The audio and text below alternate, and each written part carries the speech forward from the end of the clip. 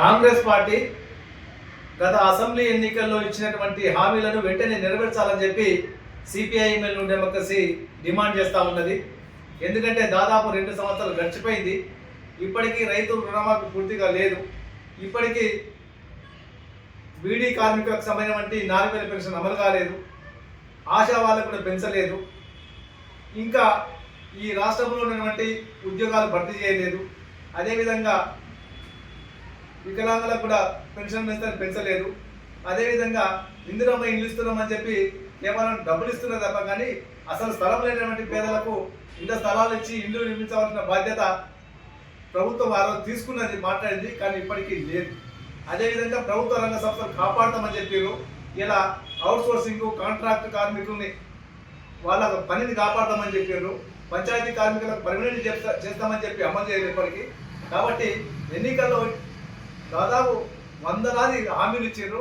కేవలం 6 గ్యారెంటీలు అని చెప్పి ఒక బస్సు లేకపోతే కొన్ని 2-3 మాత్రమే ముందుకు తీసుకొచ్చారు. కానీ ఇవాళ చాలా హామీలు ఇంకా పెండింగ్లో ఉన్నాయి.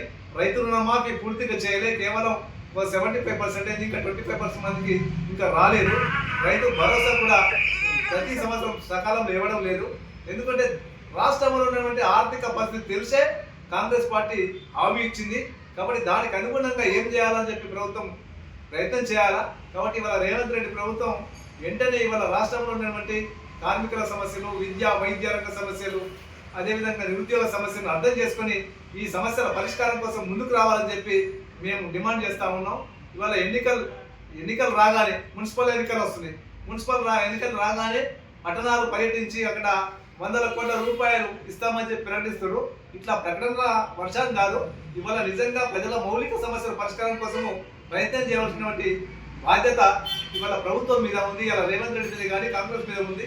కాబట్టి గత ఎన్నికల వాగ్దానాన్ని వెంటనే అమలు చేయాలని చెప్పి సిపిఐఎంఎల్ డెమోక్రసీగా మేము ఈ ప్రభుత్వాన్ని డిమాండ్ చేస్తా ఉన్నాం.